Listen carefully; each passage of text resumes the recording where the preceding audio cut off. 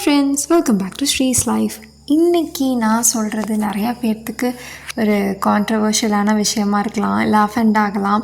But நான் என் personal லைஃப்பில் அது மூலயமா எனக்கு என்ன வந்துட்டு பலன் கிடச்சிச்சு, என்ன நான் வந்துட்டு அது மூலயமா நான் இழந்தேன் அப்படிங்கிறத சொல்ல போகிறேன். எதை பற்றி அப்படின்னு பார்த்தீங்கன்னா, ட்ரெண்டிங் அஸ்தட்டிக் ப்ராடக்ட்ஸை பற்றி. அது ஹோம் டெக்கோராக இருக்கலாம், எந்த மாதிரி ஒரு விஷயமாக வேணால் இருக்கலாம், இல்லை ஹோம் மேக் ஓவராக கூட இருக்கலாம். ஏன்னு கேட்டிங்கன்னா, நான் வந்து ஒரு K-drama, K-pop, Korean aesthetic home video, aesthetic cooking video அதெல்லாம் இன்ஸ்பயர் ஆன ஒரு பொண்ணு.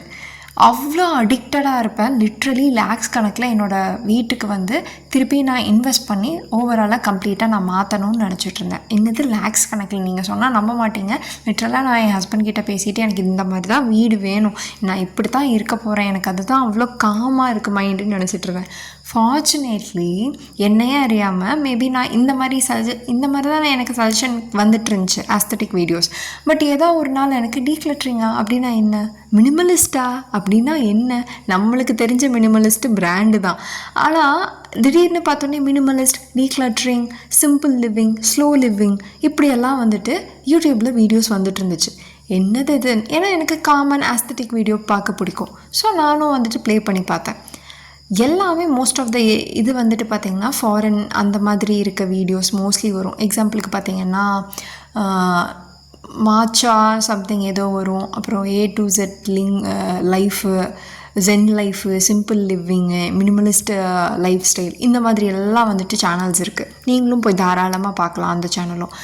அங்கே இருக்க எல்லா ஃபாரினர்ஸோட லைஃப் ஸ்டைலுமே மினிமலிஸ்ட் நோக்கி போகிறப்போ எக்ஸ்ட்ரீம் மினிமலிஸ்ட்டும் இருக்காங்க, நார்மலாக வீட்டுக்கு தேவையானதை வந்து மெயின்டைன் பண்ணுற மினிமலிஸ்ட்டுமே இருக்காங்க. அங்கேருந்து நான் கற்றுக்கிட்டது தான் இந்த டீக்ளட்டரிங்கும் மினிமலிசத்தை பற்றியும்.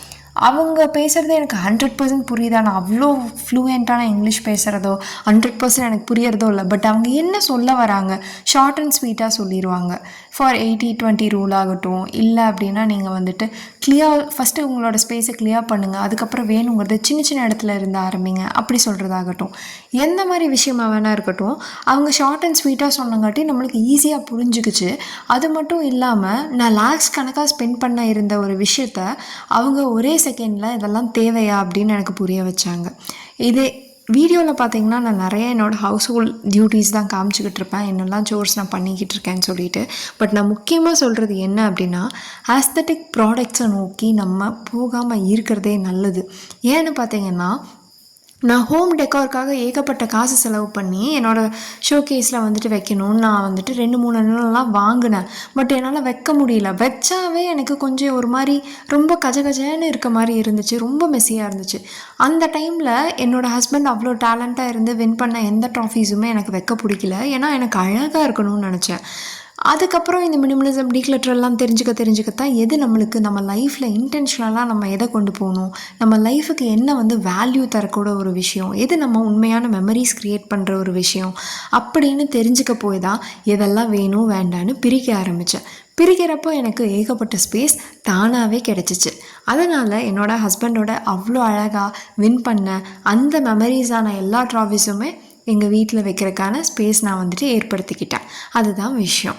இதே மாதிரி நீங்கள் வந்துட்டு என்னெல்லாம் வந்து மீஷோ, ஏன்னா அங்கெல்லாம் ரொம்பவே குவாலிட்டியான ப்ராடக்ட்ஸுமே மீஷோவில் கிடைக்கும், அங்கே ரொம்ப கம்மியாகவும் கிடைக்கும்.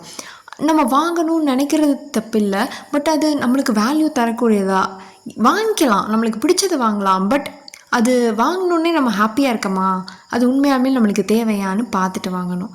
ஸோ இதே மாதிரி நிறையா டீக்ளட்டரிங் மினிமலிசம் வீடியோ பார்க்க நம்ம சேனலை சப்ஸ்கிரைப் பண்ணுங்கள், லைக் பண்ணுங்கள், ஷேர் பண்ணுங்கள். Bye bye.